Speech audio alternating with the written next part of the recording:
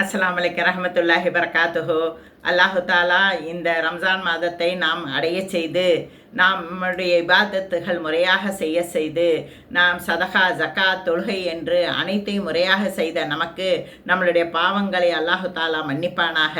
ஆமீன். அல்லாஹு தாலா இந்த வாழ்க்கையை நமக்கு அருளியது ஒரு முறைதான். அதனால் இந்த வாழ்க்கை என்பது, இந்த உலக வாழ்க்கை என்பது சிறிது காலம் வரைதான். நம்மளுக்கு நிரந்தரமான வாழ்க்கை மறுமையில் தான் உள்ளது. இந்த வாழ்க்கை மறுமைக்கான தயாரிப்பு தான் இந்த உலக வாழ்க்கை. அல்லாஹு தாலா சூரா ஆஃபிர் 39வது வசனத்தில் இந்த உலக வாழ்க்கை என்பது நிரந்தரமற்றது, மறுமையான வாழ்க்கை தான் உங்களுக்கு நிரந்தரமானது என்று தெளிவாக கூறியிருக்கிறான். அல்லாஹு தாலா இந்த உலகத்தில் நாம் பயணிப்பதற்காக இந்த உடம்பில் நமக்கு ரூஹை செலுத்தி பயணம் செய்ய வைக்கிறான். இந்த ரூஹானது நம்மளுடைய உடம்பில் பயணம் செய்து நாம் மௌத்தான பிற்பாடு இந்த ரூஹானது நம்மை விட்டு வெளியேறி விடுகிறது. அந்த ரூஹு அல்லாஹு தாலா எவ்வாறு நம் உடம்பை செலுத்துகிறான், அந்த ரூஹானது நம்ம மௌத்திற்கு பிறகு அது எங்கு பயணிக்கிறது என்பதை நாம் அதிகமாக தெரிந்து வைத்து கொள்ள வேண்டும். யாருடையோ கதையோ அல்ல, நம்முடைய ரூஹை பற்றி நாம் அவசியம் தெரிந்து கொள்ள வேண்டும்.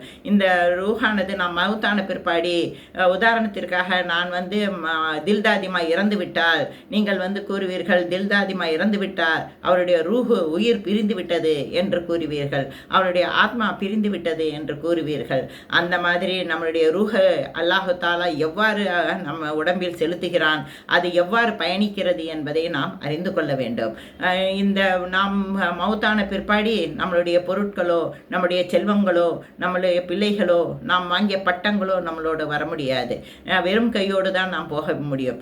அதனால் நாம் மறுமைக்கான தயாரிப்புகளை நாம் என்ன செய்து வைத்திருக்கிறோம்? நாம் மறுமைக்கான தயாரிப்பை பற்றி யோசித்து கூட பார்ப்பதில்லை. மௌத்து கூட நாம் விருப்பப்படுவதில்லை. யாராவது மௌத்தை பற்றி பேசினாலும், எதற்காக இதையெல்லாம் பேசுறீங்க, நீங்க வேற நல்ல பேச்சு பேசக்கூடாதா, இப்போ போய் இந்த மௌத்தை பற்றி பேசுறீங்களே அப்படின்ட்டு நாம் அவாய்ட் செய்து போய் விடுகிறோம்.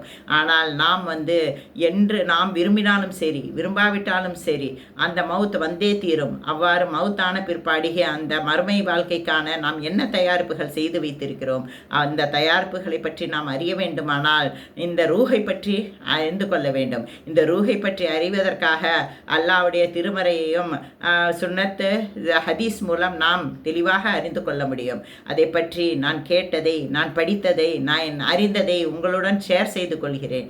நீங்களும் அதை எது தெரிந்ததோ அதை என்னுடன் கமெண்ட்ஸில் நீங்கள் ஷேர் செய்து கொள்ளுங்கள்.